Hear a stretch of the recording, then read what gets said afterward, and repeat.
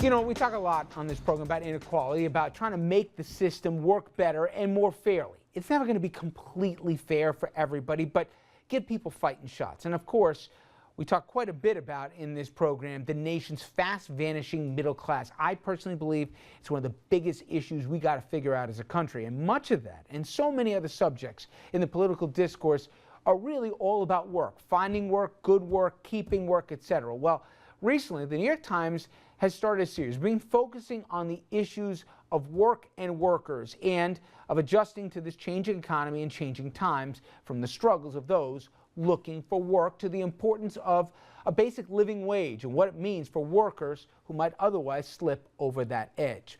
And we also talk even about a surprisingly growing number of workers, those who work but yet still, even though they got a job, find themselves struggling here to get by, even technically find themselves in poverty. Now, to help put a face to those stories and to learn about this series and the people featured in it, well, earlier today I spoke with Times columnist Rachel Swarns. I'm a fan of the column, and I'm curious, what was the genesis? How did it come about? And what was the intent? What were you hoping to accomplish through it? You know, I've been a reporter at the New York Times for a long time. I'm a native New Yorker, though. I spent the past 10 years in Washington, and the Times invited me back to write a column, and I thought writing about the working life in New York City would be a really rich, fascinating terrain. I really want to focus on the stories of people and what it's like out there. We have a recovery. Some would say it's a recovery from the Great Recession. And we have an economy that is in a lot of flux. And I wanted to really chronicle that through the lives of ordinary people.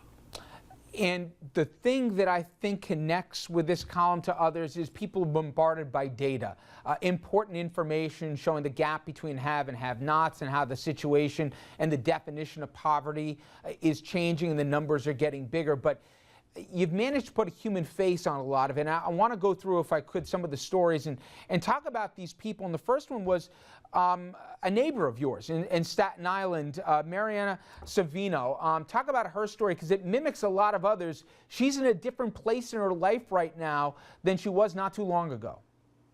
A different place, a far different place than she ever imagined. She was a successful corporate manager, someone who had a six-figure salary, a very comfortable life, who got laid off in 2009 and struggled, first to get her way back into the corporate world. She did find another job, but was laid off again, and ended up finding a job as a teaching assistant, a paraprofessional, making, you know, something on the order of $28,000 a year. A huge dive in income from where she was. She said, you know, she describes herself and other people like her as discarded people. And I think there's a lot of hurt, a lot of anger, a lot of disappointment from people who felt like they were at the top of their professional game. And she spent years looking. And you know, the truth is that, you know, the unemployment rate, particularly for older workers, is quite high, and it's quite challenging for them. And her challenge echoed when her spouse also ran into some of the same problems. And to that end, you focused on two brothers in Queens on two different ends of the economic spectrum. But it shows what we're hearing so often out there, where within the family, where people who couldn't identify with poor or working poor now know someone who fits that description, and the two brothers you profile were a perfect example. And this column was about an engineer who had a brother who had really struggled and was just barely making it. And it was about their relationship and about the complexities of having, you know, two brothers on different sides of this economic divide. On a national level, whether it's unemployment insurance, whether it's food stamps, or even the minimum wage, this is also on a national policy level. And you focused on workers in a casino who are trying to get to the point of a living wage. And I think the article articulated just how hard it is to get by on minimum wage or even something approaching, especially in the metropolitan area. I think that's right. And I think it's obviously, it's a conversation that we're having in the city, particularly with the new mayor who brought some of these issues right to the forefront. But it is really a national conversation. And there have been, demonstrations and protests about increasing the minimum wage. The president has been urging, calling for it.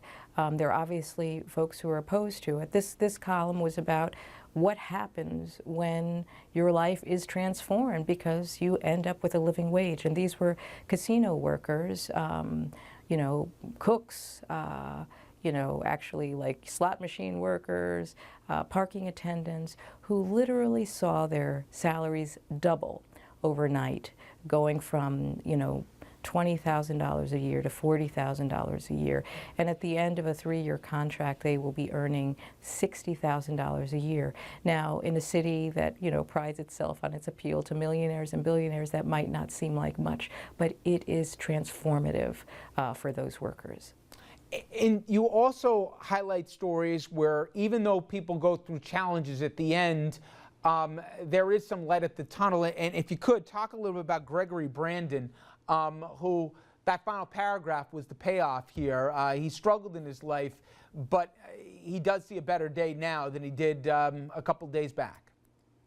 One of the challenges of writing a column like this is keeping it new, keeping it fresh, finding new ways of telling a story, keeping people engaged.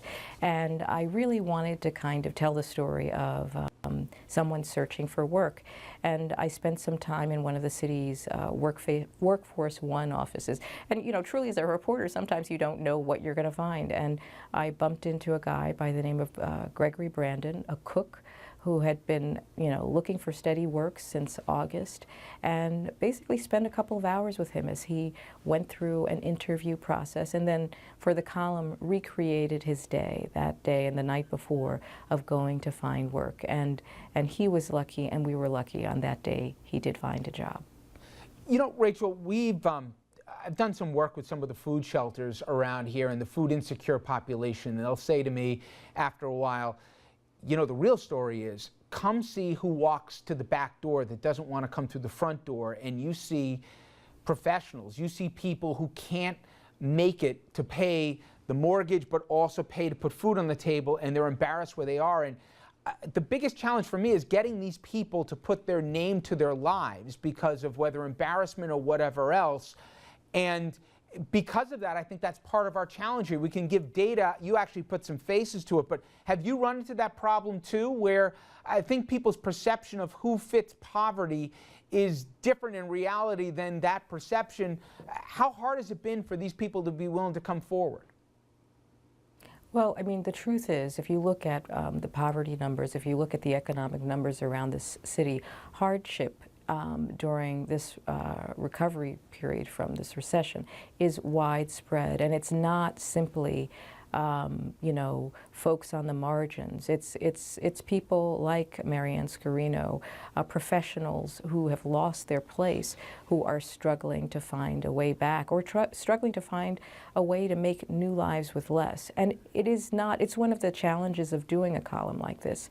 My next column is about adjunct professors who are cobbling together a living, a course at this college, a course here, a course there, making less than $30,000 a year. And some of them, it was hard to persuade them to put their face to their concerns. These are folks with PhDs who desperately want to have the Holy Grail, a tenure-track position at a university. Well, I can't tell folks strongly enough to read these stories, because it's human stories, which I think is sometimes the hardest part to have when you're having these conversations. And they can check out the column Monday in the Times, right, Rachel? That's right, and I really hope that folks who are watching, in addition to reading, will reach out. You know, I'm always looking for readers to share their stories, and I really hope that this column won't be something that people just read, but it will inspire a conversation about where we are in New York City. And we've put some of that contact information on the screen here if folks do want to reach out. Rachel, I really appreciate the time. Thank you so much. Thank you. And we will take a quick commercial break. When we come back, a few debates as we do a talk at the table.